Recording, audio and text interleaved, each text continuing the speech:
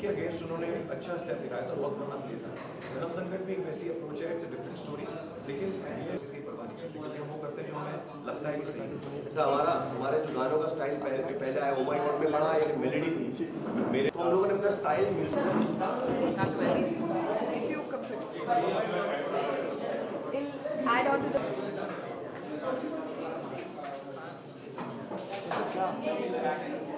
नहीं होगा, don't worry, मैं हूं ना, नहीं होगा। 5 मिनट चाहिए ना, 5 मिनट चाहिए ना, देखो 2 मिनट लगेगा कर लेते हैं, लगा दिया हम सबने। ऑब्जेक्शन ढूंढ लेते हैं। हमारी फिल्म में ऐसा कोई ऑब्जेक्शन है नहीं, हालांकि है फिल्म विद रिलीजन की कॉमेडी है, we are not saying anything objectionable about any religion, and एक इंसान की जर्नी है, उसका कॉन्फ्लिक्ट है, but actually there is nothing conflict in the film and no, but I just think आजकल anything can be a controversy. So it's if you want to find it, but that's just the state that we're in. But I think the trailer's outstanding, and that's why you're all here. and as a country I think we need to get a Gippy बाजी ने गाया हमारे लिए, वो गाना आगे सुनाते हैं। तुरले वाली पग सजा के यार जलंधरी ढोल बजा के, तुरले वाली पग सजा के यार जलंधरी ढोल बजा के, स्टेज पे आके साउंड लगा के चक के फ्रंट फुट नू, ओ जदों में नचा तू तके तू तके तू, ओ जदों में नचा तू तके तू तके तू, ओ जदों में नचा वाई वाचिंग यू, ओ जदों में नचा तू तके तू। निकलिए। Hi, I'm Manmeet. I'm Armeet. Hi, I'm Anjan. We are Meet Bros Anjan. कितना डिफिकल्ट होता है जब तीनों मिलकर एक ही गाना गाते हैं साथ में? बहुत अच्छा लगता है। बहुत डिफिकल्ट होता है अगर तीनों मिलके नहीं गाते। भाई हम तीन अलग अलग पर्सनालिटीज है, लेकिन है एक ही। वो गाना तो आपने सुना है, मेरे सुर मेरा तुम्हारा तो सुर बने हमारा, तो वही हम लोग के बीच में है। सर अच्छा, ये तीनों साथ में किस तरह से है? कुछ कांसेप्ट हम लोग एक्चुअली शुरू से शोज़ करते थे ना, हम लोग स्टार्टिंग से साथ में शोज़ करते थे। फिर हमने एक शुरुआत में एक ग्वालियर में एक रेडियो स्टेशन था, वहाँ पे हमने FM में प्रोग्रामिंग शुरू करी, और वहाँ पे वो स्टेशन इतना हिट हो गया और वहाँ के हमारे जिंगल्स और प्रोग्राम्स इतने हिट हो गए कि हमारे आरजेस और सब ने बोला, ग्वालियर वालों ने, कि आप इतना बॉलीवुड जैसे आप गाने बनाते हैं, आप बॉलीवुड क्यों नहीं जाते। बस फिर हम लोग फिर बॉम्बे आके फिर हमने सबसे मिलना शुरू किया और फिर जर्नी शुरू हुई। जैसे राम मिलाए जोड़ी होता है, वैसे राम मिलाए तिगड़ी, उसके बाद एक अंधा कोड़ी भी होता है। अभी जी और क्या अलग होगा इस गाने इस गाने के अंदर बहुत कुछ अलग दिखेगा। 80s का एक जो म्यूजिक था, जब हम लोग दिलेर मेहंदी साहब को सुनते थे, जस्सी और मलकीत सिंह को, वो फ्लेवर हल्का सा लाने की कोशिश की। हर समय ओल्ड इज गोल्ड, पुरानी चीज़ें अच्छी लगती हैं, और आज का उसमें तड़का लगा हुआ है। इसके अंदर पूरा बेस लाइन वगैरह जो ट्रीटमेंट है गाने का, डिजाइनिंग है, वो बिल्कुल आज का है, और एक फील जो रखा है वो थोड़ा फोक रखा है। तो जैसे कहते हैं ना, कल्मिनेशन फ्यूजन होता है, वैसा रखा है फुल स्टेज शोज़ के लिए, ताकि स्टेज शोज़ की दुनिया में गिप्पी पाजी और हम लोगों का बढ़िया शोज़ हों, आप लोग आके हमारे शोज़ कवर करें। और एक जो गाने जिस तरीके के आपने हमारे सुने हैं, बेबी डॉल, पिंक लिप्स, चिट्टियाँ कलाइयाँ, उससे काफ़ी ये डिफरेंट है, थोड़ा अप टेम्पो है और काफ़ी अपबीट सॉन्ग है, और बहुत अच्छा इसमें परेश जी ने और इन लोगों ने बहुत अच्छा डांस किया है, उनके साथ बहुत मज़ा आया हमको ये गाना करके, इट्स गुड फन। अभी तक हमारे ज़्यादा करके फीमेल गाने आए हैं, बेबी डॉल, चिट्टियाँ कलाइयाँ, ये एक बिल्कुल धड़कता फड़कता मेल पंजाबी गाना है, जो कि पंजाब में हमारी एक्सपेक्टेशन है कि पंजाबियों को तो बहुत ज़्यादा पसंद आएगा। तीनों जानना चाहेंगे, जब प्रोजेक्ट के सामने आया धर्म संकट का गाना गाने के लिए, तो क्या क्या आपने स्टेप सोचा था और कैसे आपने बनाया? हम धर्म संकट में फंस गए थे एक्चुअली, कि हम कैसा गाना बनाएं। नहीं, लेकिन ये है कि हम लोग परेश जी के साथ ओ माय गॉड कर चुके थे, और एक तमन्ना थी कि उनके साथ और भी कोई मूवी करें। तो धर्म संकट जब आया तो हम लोग धर्म संकट में वाकई पड़ गए थे कि उनके लिए कैसा गाना, बेबी डॉल और चिटिया के बाद क्या बनाना है उनके लिए। तो काफ़ी अच्छी तरह कुमार पाजी ने लिखा है इस गाने को, जो लिरिसिस्ट है, और हम लोगों ने कोशिश की अच्छा म्यूज़िक बनाने की, और बहुत अच्छी ब्रीफ मिली थी हमको सज्जाद जी से और फुआद जी से, और इन लोगों ने हमें बहुत अच्छे समझाया कि ये एक पुराना एक फोक सिंगर की स्टोरी है, उसकी फील देनी है, तो वो फील को करेक्ट हम लोग उतार पाए, क्योंकि उन लोगों ने हमको बहुत अच्छा एक बहुत अच्छा नरेशन दिया। मतलब Viacom, we are very very thankful to Viacom also, क्योंकि उन्होंने हमें इस गाने के अंदर उनका बहुत कॉन्ट्रीब्यूशन रहा कि कैसा गाना चाहिए, और किस टाइप से परेश रावल जी की फिल्म के अंदर इस टाइप का धड़कता फड़कता पंजाबी ट्रैक एक रेयर कॉम्बिनेशन था। प्लस 80s का और आज का मिलाना, तो काफ़ी धर्म संकट में थे हम। लोगों को कितना पसंद आ रहा है?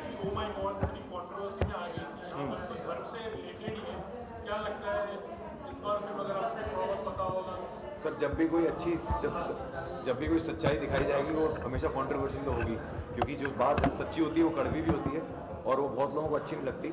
ओ माय गॉड जब हमने उसमें गाना किया था मेरे निशा हैं कहाँ, और हमें मालूम था कि बहुत एक सिंपल सा कॉन्सेप्ट है लेकिन ये बिल्कुल सही है कि हमको धर्म के नाम पे जो हमारे पूरे देश को मिसलीड किया जाता है उसके अगेंस्ट उन्होंने एक अच्छा स्टेप दिखाया था। बहुत पुराना प्ले था। धर्म संकट भी एक वैसी अप्रोच है, इट्स अ डिफरेंट स्टोरी, लेकिन ये है कि ये जब कोई रियलिटी आपके सामने आती है तो कभी कभी कुछ लोगों को अच्छा नहीं लगता। तो हम लोग जब अपने काम करते हैं, फिल्म में गाने बनाते हैं, फिल्में बनाते हैं, हम लोग कंट्रोवर्सीज की परवाह नहीं करते क्योंकि हम वो करते हैं जो हमें लगता है कि सही है। सर हमारे जो गानों का स्टाइल जो पहला है ओ माय गॉड में बड़ा एक मेलेडी थी मेरे निशान, अभी बिल्कुल इस गाने के अंदर बिल्कुल एनर्जी और धमाका है। तो हम लोगों ने अपना स्टाइल, म्यूजिक का जो स्टाइल बना के रखा है मीत रंजन का, वो वर्सेटाइल है। ये कहते हैं एक आदमी का एक रैप स्टाइल होता है, किसी का कुछ प्योर मेलेडी होता है। हम लोगों का आने वाले समय में अगले 3 महीने में कुछ हमारे काफ़ी सारे गाने आ रहे हैं जिसमें आपको हर गाना एक दूसरे से अलग लगेगा।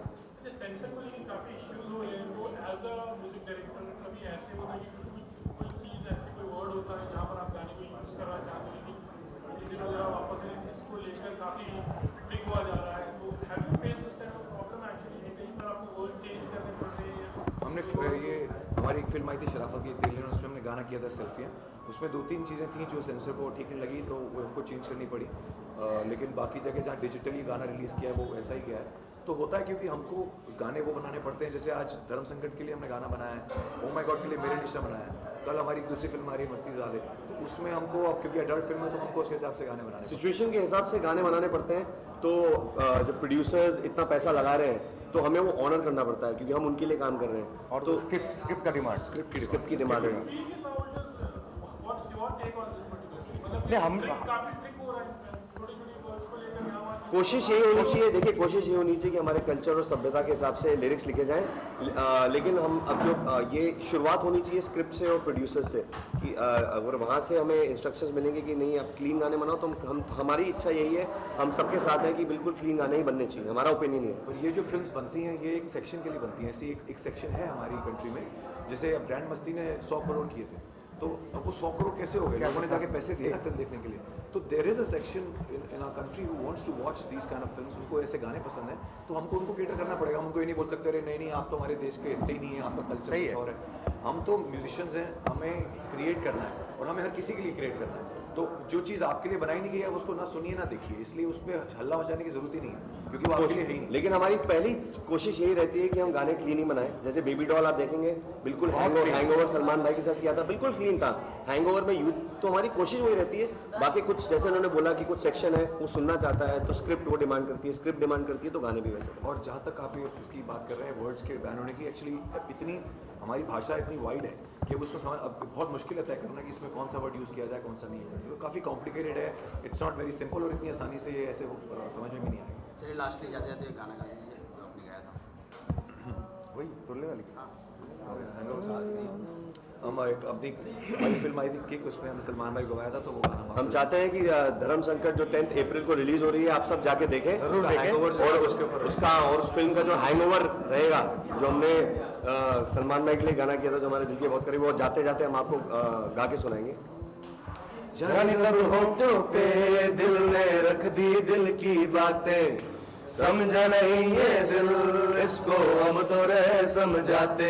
मैंने देखा तुझे बुला के हर एक तरकीब लगा के, हर नुस्खे को आजमा के, पर दिल से कभी न उतरे हैंगओवर तेरी यादों का, हैंगओवर धर्म संकट का, हैंगओवर धर्म संकट का, हैंगओवर धर्म संकट का। आप लोग जरूर देखिएगा। Thank you very much.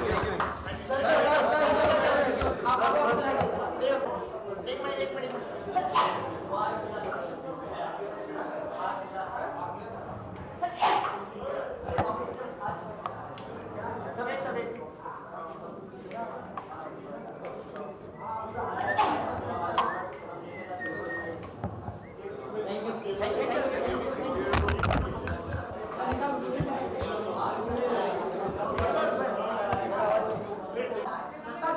अरे पहले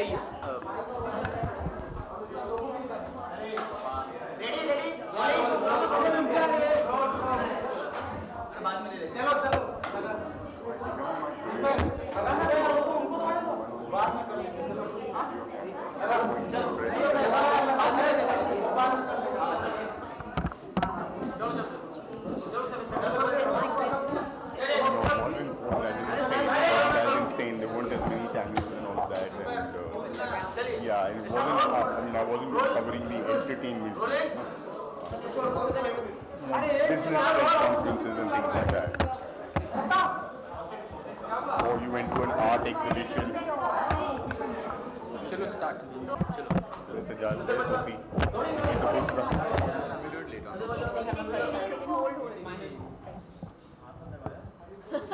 In and out. I've done this. Yeah. Do I come on this side? Yes. Nah, so that you're flanked by Yeah. the Bhaktinis.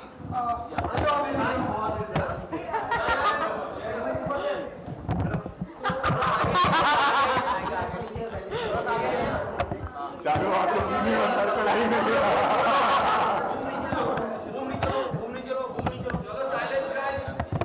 You're right. You're Neil Dharam. Yeah.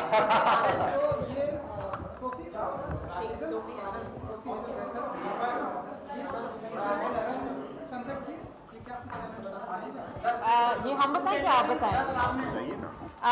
ये जैसे कि आप देख रहे हैं, इस पे हमारे नील आनंद बाबा हैं जो एक नया धर्म शुरू कर रहे हैं जिसका नाम है नील धर्म। तो हम नील धर्म के बारे में बात कर रहे हैं और हम नील धर्म या नील आनंद बाबा के भक्तिनीज हैं, मैं और हेजल, और जी और नील धर्म इनका आइडिया है, तो उसके बारे में आपको इनको पूछना पड़ेगा। बट हमारी फिल्म में नसीरुद्दीन शाह साहब जो हैं वो एक बहुत ही इम्पोर्टेंट कैरेक्टर प्ले कर रहे हैं जिसका नाम है स्वामी नीलानंद।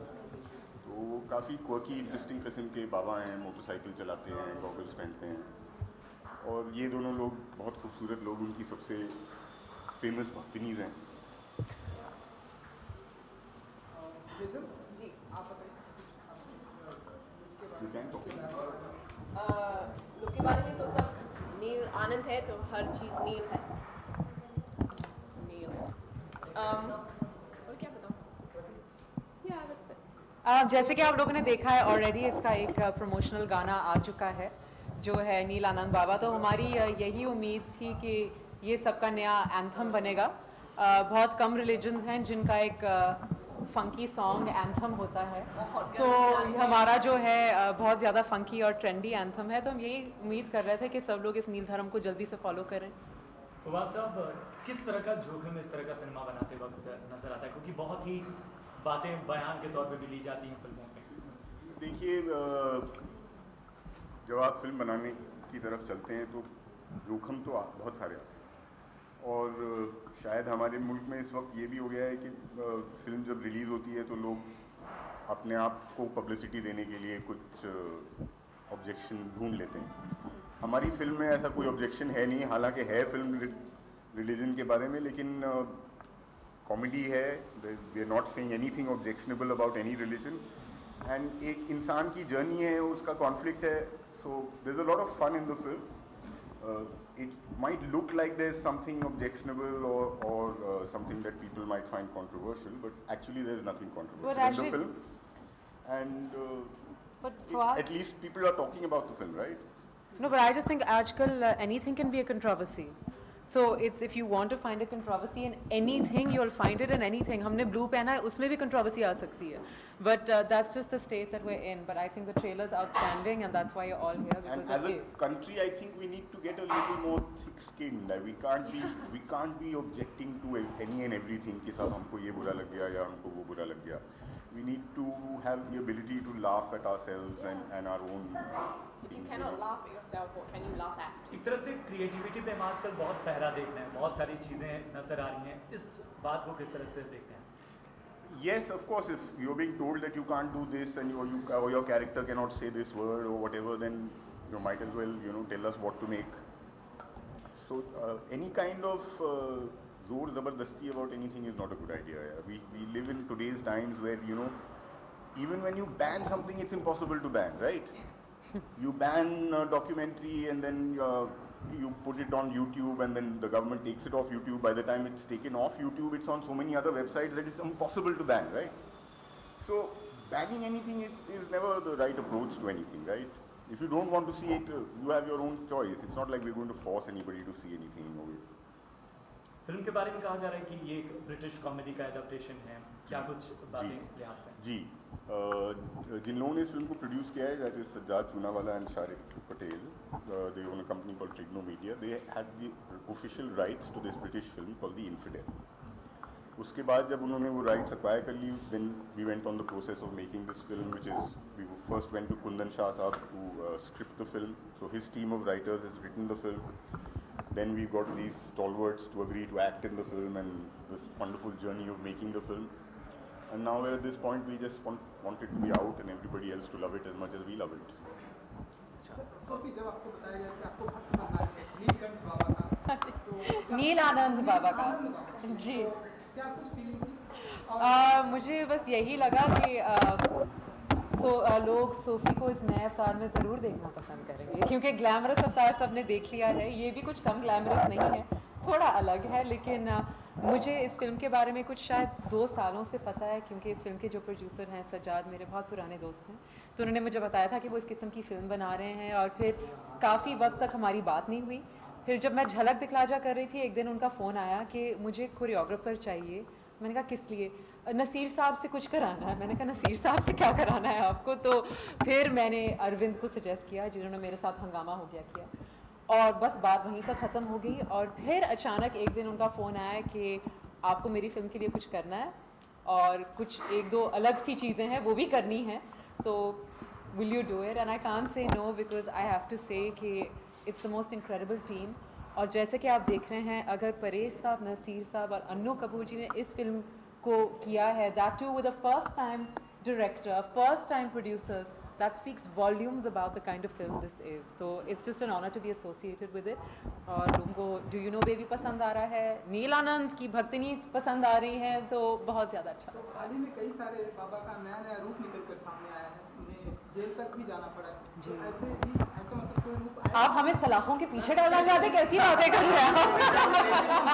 हम जानना चाहते हैं क्या कुछ ऐसा रूप निकल कर सामने आएगा, या फिल्म जो है वो सब सोसाइटी का रिफ्लेक्शन होता है ना, तो सोसाइटी में जो हो रहा है वही आप फिल्म में देखते हैं. तो नसीब भाई के जो कैरेक्टर हैं उनमें समझ लीजिए आपके हमारे मुल्क में तो पता नहीं है 50 हज़ारों कितने बाबा हैं ना, तो हर बाबा का कुछ थोड़ा कुछ है, और वो कुछ डाल के वो अपना एक unique Swami Nilanand The best of Babas. सोफी, भक्त भी कई प्रकार के होते हैं, सुबह कुछ और करते हैं, शाम को कुछ और, जी तो कुछ और. जी. तो सोफी क्या कुछ करते हुए दिखाई देंगे? आप वीडियो देख लीजिए, उसी में सब, जी आप वीडियो देख लीजिए नीलानंद बाबा का, उसी में आपको पता चल जाएगा कि ये भक्तिनी क्या करती रहती है सारा दिन. अच्छा फवाद साहब, फिल्म सेंसर बोर्ड को लेकर कुछ इश्यूज वगैरह, या फिल्म को क्लीन चिट मिल चुकी है, इस तरह से कुछ? हाँ, हमें सेंसर सर्टिफिकेट मिल चुका है, फिल्म सेंसर वाले देख चुके हैं और फिल्म पास हो चुकी है. इंशाल्लाह किसी और को भी किसको बात करूँ सामने? सज्जाद आप आगे खड़े हो जाओ, हम आपसे ही बातें करते हैं. So yeah, the film has been seen by the censor board, and very soon we should be having a censor certificate, and the film should be out on its release date. On 10th of April, inshallah. Thank you. Thank you so much.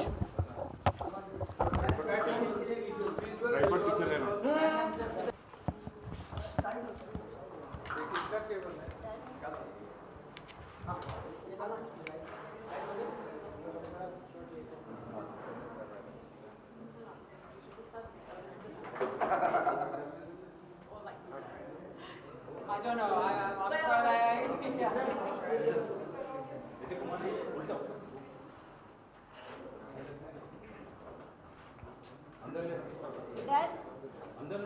Thank you. Thank you.